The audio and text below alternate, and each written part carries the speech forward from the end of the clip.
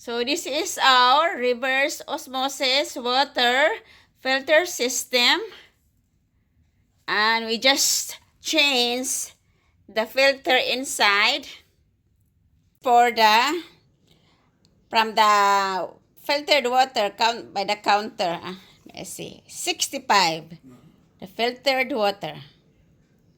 So this is cleaner. Yeah, but it's before we change the filters. Yeah, but this is before we change the filter. 65.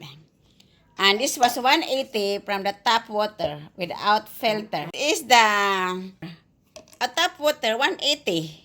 That's the tap water. Yeah, 180 ppm. So next is here.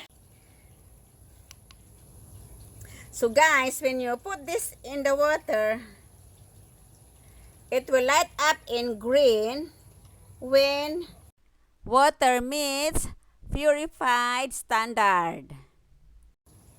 See?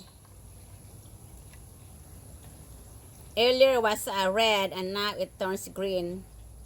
So this is ready to drink, guys.